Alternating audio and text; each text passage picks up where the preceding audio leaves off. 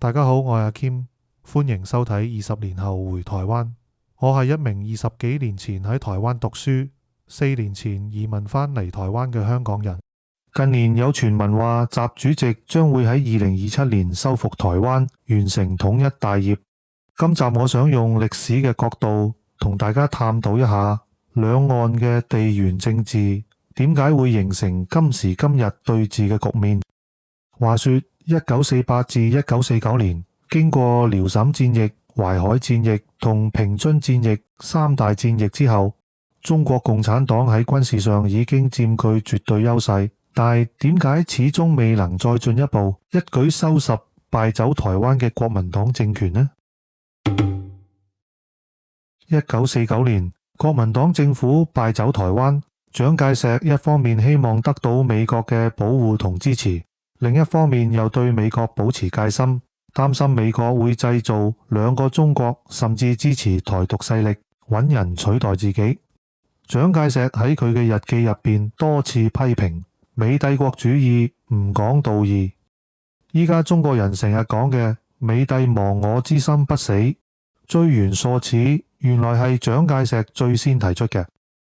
另一邊，美國杜魯門政府見到國民黨喺大陸崩潰，承認扶蔣反共政策失敗。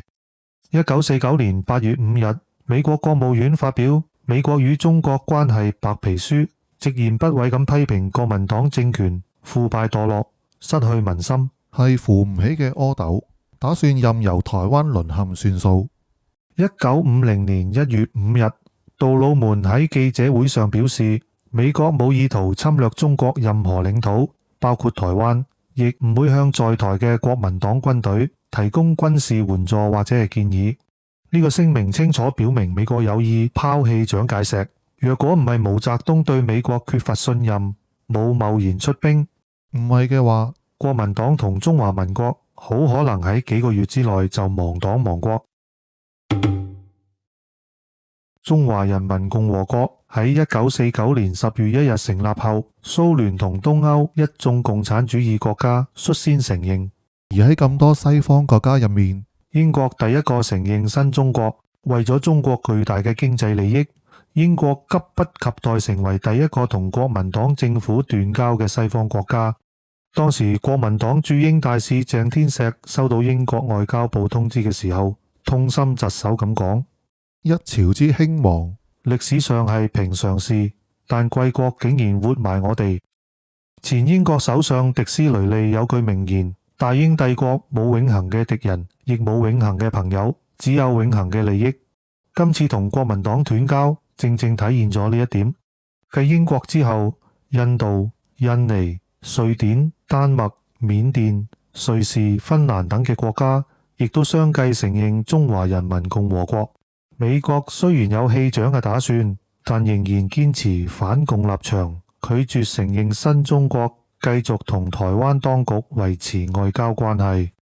到1950年5月19日，美國國務院批准駐台領事館撤離美國僑民嘅建議。喺台北嘅美國外交官早喺1年多前就已經準備好，隨時等命令一到就即刻撤離。同時，美國亦都曾經打算策反陸軍總司令孫立人頂替蔣介石，但係孫立人拒絕咗。消息傳到蔣介石耳中，佢開始對孫立人有所戒備，認為佢同美國關係過於密切。孫立人後來由陸軍總司令調任總統府參軍長，等於被剝奪兵權。之後更捲入兵變案，差唔多終身被軟禁。直到死前幾年，因蔣經國逝世，先至重獲自由。嗰段時期，蔣介石政權內憂外患，可以話朝不保夕。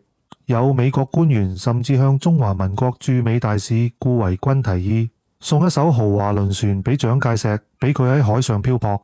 呢個官員嘅意思好明顯，就係參照拿破崙模式，安排蔣介石嘅晚年生活。然而喺1950年6月25日，北韓對南韓發動進攻之後，一切都唔同晒。美國對台政策來個180度大轉變，蔣介石同國民黨嘅命運從此逆轉。1945年二戰結束之後，朝鮮半島以北緯38度線分為南北韓。喺當年，南韓係全球最貧窮嘅國家之一。1950年代人均 GDP 只有67美元，而美國人均 GDP 則有2350美元。加上北韓分走咗大部分礦產資源同重工業，南韓基本上只剩農業。南韓第一任總統李承晚時期，全國經濟80%都要依靠美國資助。當時美國對南韓政策比較消極，令北韓領袖金日成誤以為機會難得。加上蘇聯嘅精神上支持，佢決定武力統一朝鮮半島。1950年6月25日，北韓軍隊越過300線，對南韓發動全面進攻。唔夠1星期就攻陷首都漢城，即今日嘅首爾，控制咗南韓90%以上人口。杜魯門喺6月27日宣布，共產主義已經越過靠顛覆征服獨立國家嘅界線。如果任由共產黨武力入侵南韓，而唔受到反對同抵抗，咁就再冇任何小國有勇氣抵抗強大嘅共產主義鄰國侵略，情況就會好似二戰爆發前咁樣，最終引發第3次世界大戰。聯合國喺7月7日通過決議出兵，以美軍為主嘅聯合國部隊喺9月登陸仁川，北韓好快兵敗如山倒。10月，聯合國軍隊越過300線，直逼平壤，金日成面臨亡國危機。10月1日，中華人民共和國國慶日，毛澤東收到斯大林電文，話朝鮮同志嘅情況變得令人絕望。蘇聯一直以避免引發第3次世界大戰為由袖手旁觀，希望中國出兵幫忙。喺中國嘅立場上面，美軍支持南韓李承晚侵略北韓，而越過300線就等同侵略中國。為咗唔做亡國奴，必須奮起抵抗。毛澤東唔理黨內大多數人反對，決定組織志願軍參戰，認為喺門外打比較有利，並任命少數唔反對出兵嘅將領彭德懷為志願軍總司令。原本係北韓金日成出兵想吞併南韓嘅戰爭，演變成南韓李承晚軍隊越過300線向北韓進攻，係美帝國主義蓄意發動嘅戰爭。美國認為，如果南韓失守，唔單止日本難保，其他接近蘇聯嘅國家亦會被吞併。美國即刻改變對台政策，杜魯門一方面命麥克阿瑟支持南韓作戰，另一方面命第7艦隊保衛台灣。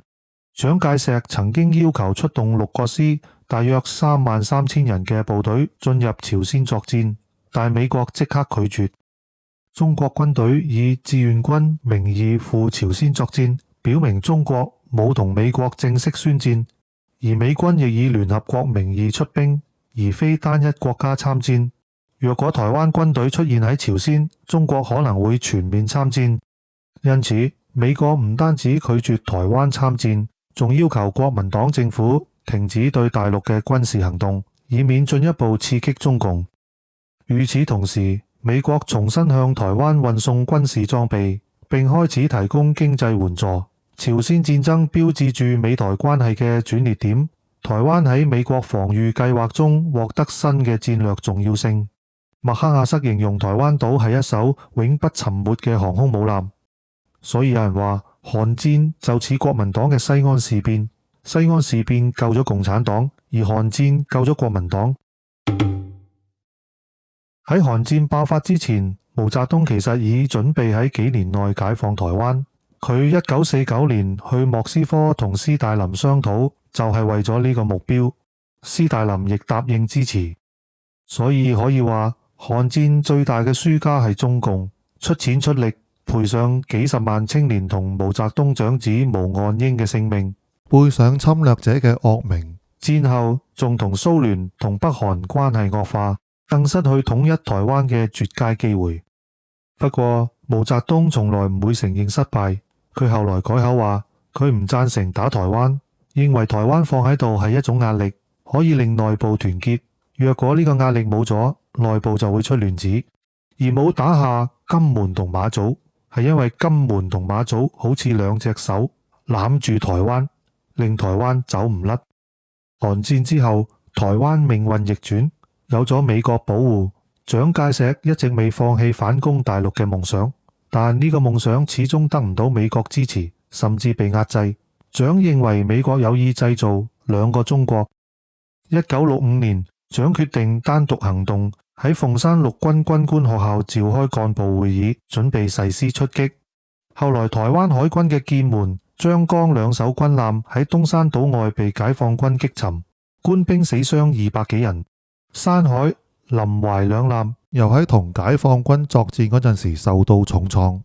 蔣介石先意識到雙方實力嘅巨大差距，終於收斂反攻大陸嘅想法，而兩岸關係亦一直維持到今日。至於2027年，習主席會唔會真係武力收回台灣？我哋拭目以待吧。好啦，關於韓戰點樣改變台灣同國民黨嘅命運就講到呢度，歡迎大家留言討論，我哋下次再見。